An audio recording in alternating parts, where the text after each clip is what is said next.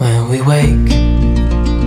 तो क्या हुआ है, दिल्ली एनसीआर में बहुत तेज बारिश हो रही है और मेरे पास शूट करने के लिए आई है एक स्पेशल गाड़ी, यानी कि ऑडी ई-ट्रॉन। एक इलेक्ट्रिक कार है, बहुत कुछ इसमें खास है, लेकिन मेरे साथ मुसीबत ये है कि इस बरसात में इसे शूट कैसे करूं। तो ये मुसीबत एक सरप्राइज में बदलने वाला है। मैं क्या करने वाला हूं इस गाड़ी के साथ, आपको इस वीडियो में पता चलेगा। तो पूरा वीडियो देखिएगा जरूर अंत तक। और चलिए उस शख्स से मिलवाते हैं जिसके साथ मैं कहने वाला हूं ऑडी ई-ट्रॉन की कहानी, यानी कि one fine day with Audi e tron. गीली गीली बारिश में, अरे भीगी भीगी बारिश में, कुछ भी कह लीजिए, लेकिन बरसात जो होती है ना, वो कई फॉर्मेट में लोगों को पसंद आती है। तो चलिए देखते हैं और आपको दिखाते हैं वो सरप्राइज जिनके साथ कहने वाला हूं मैं ऑडी ई-ट्रॉन की कहानी।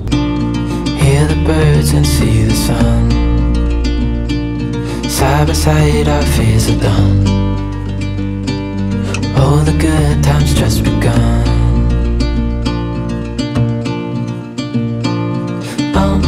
We know what we have, let's hold on tight, found what we're looking for in life, call us crazy but things are finally right, with you and I the future is bright।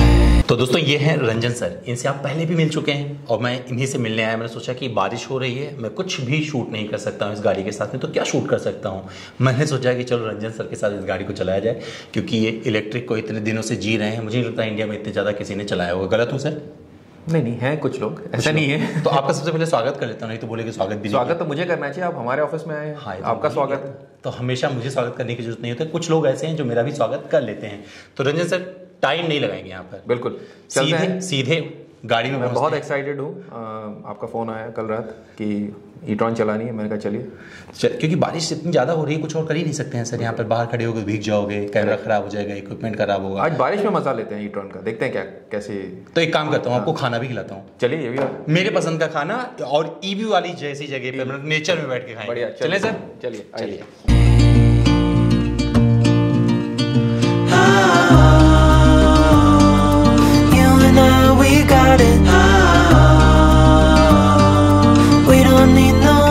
तो ये है वो चेहरा जिसे आप सब लोग already देख चुके हो। तो रंजन सर कैसे हैं आप? बहुत बढ़िया अमित, एंड बहुत बहुत शुक्रिया आपका आज आने के लिए।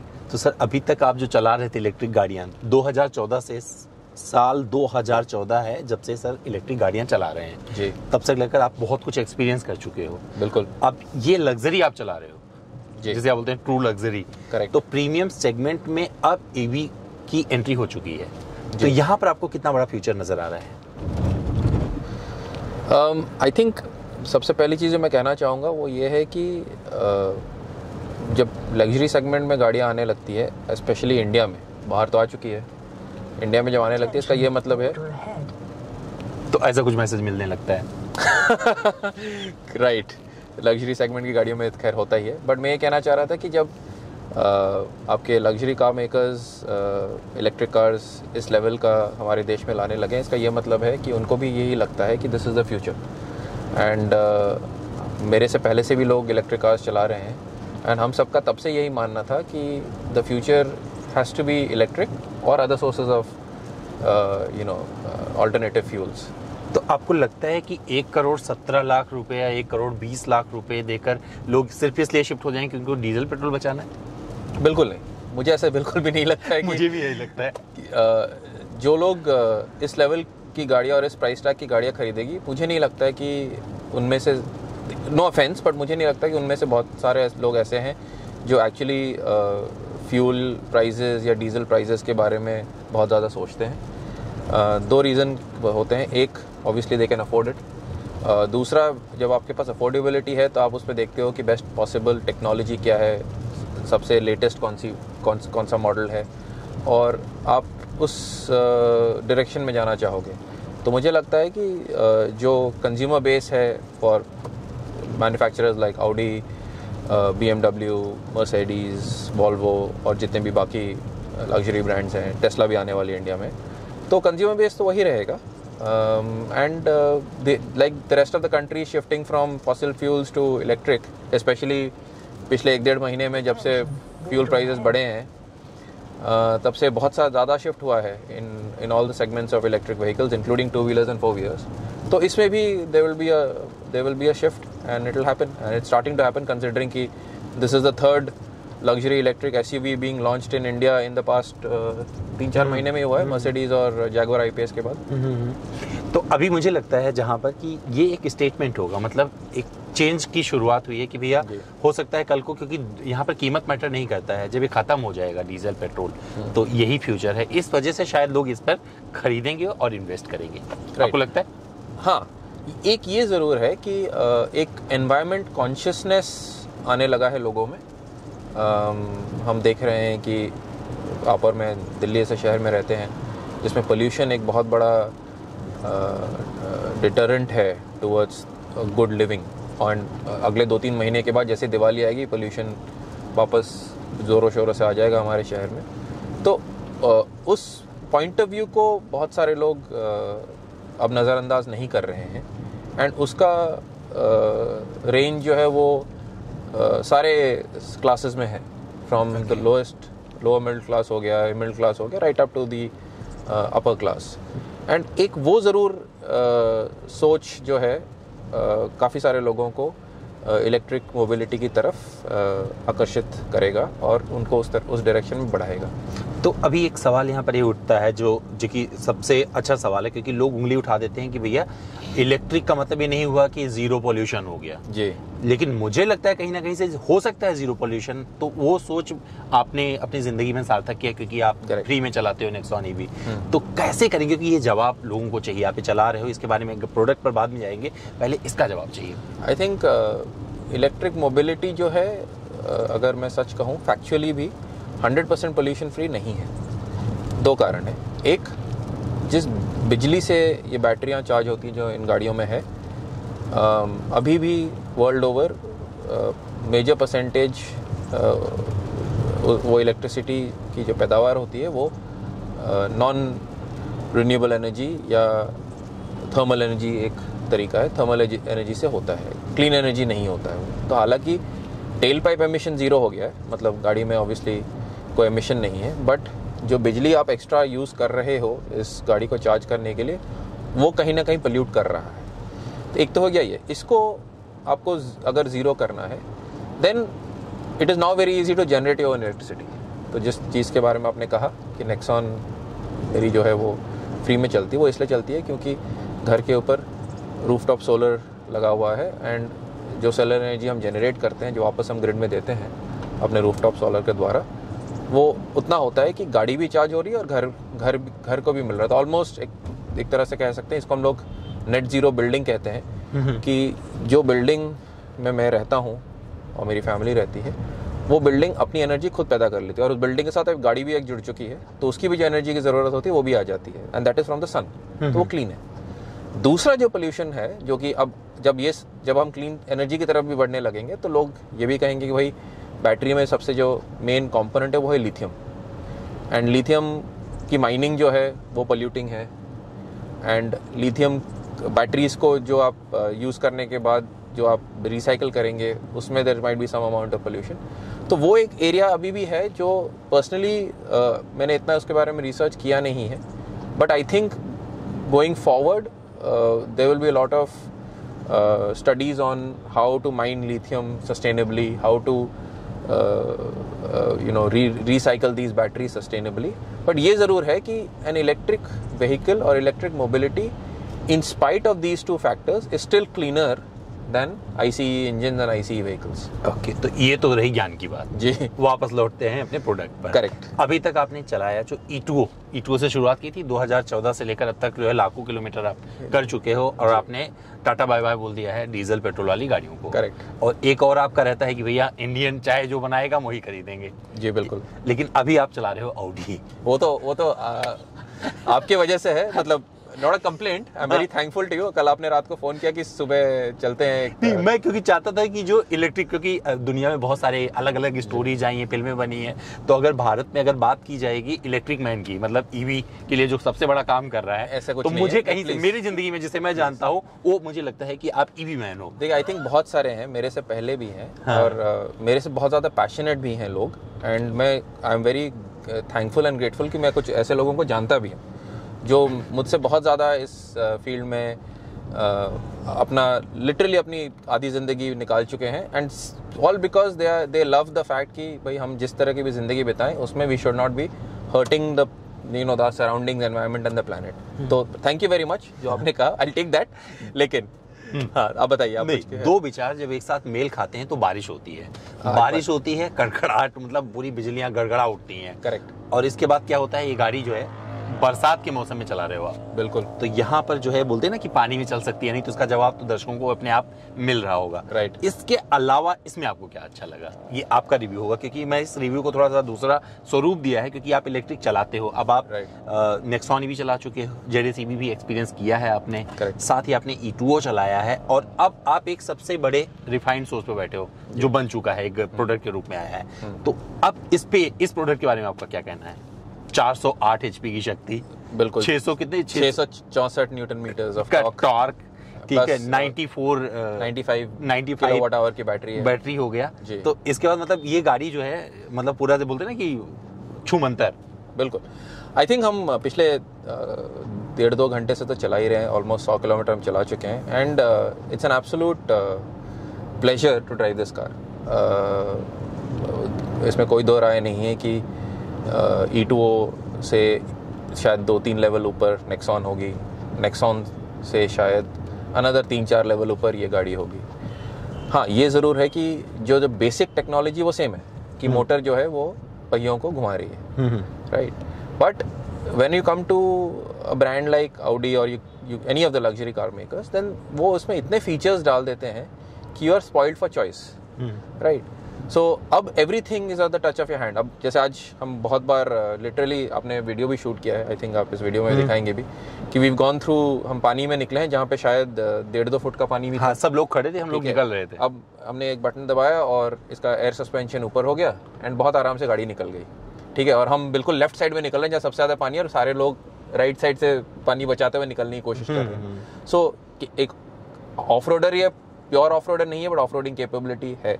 इतने सारे मोड्स हैं इसमें, ड्राइविंग मोड्स भी हैं, रिचार्जिंग मोड्स भी हैं, एंड ये रोड कैपेबिलिटी भी है कि ऑफ रोड है, ऑल रोड्स हैं। सो मतलब बेसिकली ये जो वर्चुअल कॉकपिट है और ये जो 2 और हमारे यहाँ पे टच स्क्रीन्स है, इसी में सारा जो है दिमाग है इस गाड़ी का। And comfort obviously unparalleled, Audi has a reputation to keep. Size wise it's somewhere between I think a Q5 and a Q7, exactly, ठीक है। and I think और लोगों ने भी रिव्यू किया है, what Audi is actually the best part that I like about this car is जो Audi है, इसको ये एक इलेक्ट्रिक जो e-tron है, इसको अलग गाड़ी के रूप में लेके नहीं आया है। वो ये कहना चाहते हैं कि ये इलेक्ट्रिक है, मानते हैं, बट गाड़ी वही है हमारी जो हम बाकी बनाते हैं। तो आपको वो सारी चीजें, वो सारा कंफर्ट, वो सारे फीचर्स मिलेंगे जो बाकी गाड़ियों में है। जस्ट बिकॉज ये इलेक्ट्रिक है, इसका डिजाइन कुछ रेडिकल है, ये नहीं है इनका। इनका फिलॉसफी डिफरेंट है कि ये हमारा एक नेक्स्ट वर्जन ऑफ कार है जो बाई चांस इलेक्ट्रिक है, राइट। सो ये है फिलहाल। तो ब्रेकिंग बाइट्स वगैरह कैसे लगी आपको? अरे again the grip, the braking is all very good. So मतलब अभी तक तो कोई तकलीफ हुई नहीं। अच्छा, रेंज का टेंशन आपको नहीं होता है? जैसे मुझे हो जाता है, मुझे लगता है कैसे जाऊंगा वापस, क्या होगा, 100 किलोमीटर की रेंज मुझे वापस रखना है जब गाड़ी वापस जाएगी, तो ये सब मुझे हो जाता है, लेकिन आपको टेंशन नहीं होता है? देखिए, आप एक ऐसे इंसान से पूछ रहे हैं जिसने इलेक्ट्रिक की अपनी गाड़ी चलाने के पैसे भी दे देते इसमें, और इसमें कुछ डीजल पेट्रोल नहीं डलवाना, लेकिन इसका पैसा दे देते हैं, राइट। टोल एक बार टोल दे देता हूँ। सिंगल। तो जब आप इलेक्ट्रिक कार चलाओगे तो फास्ट टैग लगा के रखना, इसमें नहीं लगा हुआ हमारे, क्योंकि ये मीडिया यूनिट है और बस इसी के पैसे चुकाने हैं फिलहाल। हाँ। और अब अगर आप अपनी बिजली खुद पैदा कर लोगे तो उसके भी पैसे नहीं देने हैं, नहीं तो चार्जिंग के पैसे लगेंगे। ऑडी को सर्विस के पैसे देने पड़ेंगे। ऑडी के सर्विस कहाँ, वो देखना पड़ेगा कि क्या है इनका सर्विस, क्योंकि जहाँ तक मुझे पता है इलेक्ट्रिक कारें जो है सर्विस, मतलब सर्विस में भी क्या होता है, इसमें ज़्यादा कुछ तो होता नहीं है, ऑयल चेंज होता है, वो 10,000 या 20,000 कुछ ऐसे टाइप का बना के रखते हैं। सो आपने सवाल पूछा कि रेंज, राइट। नहीं तो मैं कह रहा था कि आप एक ऐसे इंसान से पूछ रहे हैं जो 2 गाड़ी ऐसी चलाता है जिसकी ओरिजिनल रेंज 100 किलोमीटर हुआ करती थी, अब वो घट के 70 से 80 किलोमीटर रह गई है 6, 7, 8 सालों में। आपके E2 होगी? मेरी E2 होगी। अब नेक्सॉन भी चलाता हूँ जिसकी रेंज ऑन रोड तकरीबन 200, 220, 240 तक जाती है। इसका जो WLTP which is a better claimed range as compare to ARAI, वो उसका रेंज इज ऑलमोस्ट 385 से लेकर 480 तक का वो रेंज देते हैं based on drive, and that is actually a good way of telling the consumer कि भाई हमने आपको एक फिगर नहीं दे रहे हैं, हम आपको ये कह रहे हैं कि ये एक मिनिमम है, वो एक मैक्सिमम है, इन दोनों के बीच में आपको मिल जाना चाहिए to about 90% of the buyers, क्योंकि हो सकता है कोई एक हार्ड पेडल के साथ चलाता हो, कोई सॉफ्ट पेडल के साथ चलाता हो, राइट। प्लस इनके पास जो मोड्स हैं उसमें भी वेरिएशन आता है। सो एक रियश्योरेंस है कि कहीं ना कहीं आपको 370 से 400 किलोमीटर का रेंज तो मिल ही जाना है। और हम भी अभी देख रहे हैं ये तकरीबन हमको जो इनका सिस्टम है ये 370 ही दिखा रहा है जब से हम चला रहे हैं। 320 में बीच में 380 भी पहुंच गया था। तो मतलब जब 100 किलोमीटर में आज तक प्रॉब्लम नहीं हुई है तो 380, 390, 400 में तो प्रॉब्लम होगी भी नहीं। अब जितने भी हाईवेज हैं, स्पेशली मेजर सिटी से जब आप निकल रहे हो, ऑलमोस्ट हर 100-150 किलोमीटर पे एक 25 किलोवाट का फास्ट चार्जर तो लग चुका है, राइट। बहुत सारी जगह 50 किलोवाट का भी लगा है, धीरे धीरे करके वो बढ़ता रहेगा। तो 50 किलोवाट का फास्ट चार्जर आप लगा लो तो ये गाड़ी अगर 0 भी हो जाती है तो 2 घंटे में चार्ज हो जाएगी। कभी 0 लेकिन होगी नहीं, क्योंकि उससे पहले तो आप मतलब इसको लेके आप कहीं भी निकल सकते हो, आपको कोई मेरे हिसाब से कोई तकलीफ होनी नहीं चाहिए। ओके तो अभी सर कितना फर्क लग रहा है जब वो आप E2 चलाते हो, खट खट खट केबल में आवाज आती रहती है पूरी, और इसमें बैठे हो कुछ पता ही नहीं चल रहा है, और ये कब 100 पहुंच जा रही है वो भी आपको E2 के खटखटा मुझे सुनाई नहीं देती, आपको देती करेक्ट, मुझे फर्क नहीं पड़ता है। लेकिन एक चीज जरूर है कि जो एक चीज जिसकी वजह से मुझे E2 बहुत ज्यादा पसंद है, specially for cities, congested cities like Delhi, is the size. अब हम यहाँ बैठे हैं, this car is almost I think 5 meter से लंबी है गाड़ी, ठीक है। अब इसको चलाने में थोड़ा जगह देख के चलाना पड़ता है, उसमें मैं लिटरली कहीं भी निकल सकता हूँ। बट ऑब्वियसली जमीन आसमान का फर्क है, मतलब आप कंपेयर नहीं कर सकते। समथिंग कंपेयर किया मतलब 10-15 गाड़ी फ्लीट ले बना सकते हैं उसका E2 मतलब वो अगर बिकती होती वो उस टाइम में करेक्ट, अब तो बंद भी हो गया। वो उस टाइम में 6-7-8 लाख रुपए की थी, ये करोड़ रुपए से ऊपर की है, तो कंपैरिजन तो खैर करना ठीक नहीं रहेगा। They are completely different segments. The only commonality is कि दोनों इलेक्ट्रिक कार्स हैं। ओके तो आपका ओवरऑल एक्सपीरियंस कैसा रहा ये बताइए फिर ये वाला। Absolutely I love it. I mean like I said I am very grateful कि आपने आज मुझे बुलाया और एक मौका दिया इसको चलाने का। मेरे पास वक्त नहीं था, यही एक वक्त था कि बरसात में ना कुछ अलग करने का। आज बारिश हो गई तो हमारी सारी टेस्टिंग हो गई, सारी टेस्टिंग हो गई। तो ये वाला पार्ट मुझे अच्छा लगा क्योंकि जो आपने एक्सपीरियंस किया, जो बताया। और बता दूं आपको, इस गाड़ी में दोस्तों आपको वो सारी चीज़ें मिल जाती हैं जो आपको एक पेट्रोल वाली गाड़ी में बैठती हैं। रियर सीट पे आपको बैठने की बढ़िया जगह मिल जाती है, ऑलरेडी आप देख चुके हो बहुत सारी वीडियोस में, तो मैं दिखाने नहीं जा रहा हूँ। मेरा मकसद था कि एक ऐसे व्यक्ति से इस गाड़ी के बारे में पूछा जाए जो चलाता है 2014 से सिर्फ इलेक्ट्रिक गाड़ियाँ। तो गाड़ी कर दी है पार्क ई-ट्रॉन, और अब क्या करने वाले हैं, एक ग्रीन सी जगह पे। कहाँ पे लेके आए सर आप? हरियाणा टूरिज्म का है resort, we can have lunch over here. तो हम लोग हमें लंच करा रहे हैं, तो मैं लंच करवाने जा रहा हूँ, और यहाँ पर लंच खाने के बाद में फिर हम इसके साथ में थोड़ी और दूरी चलेंगे। इसके बाद में देखते हैं कि कहाँ पहुँचते हैं।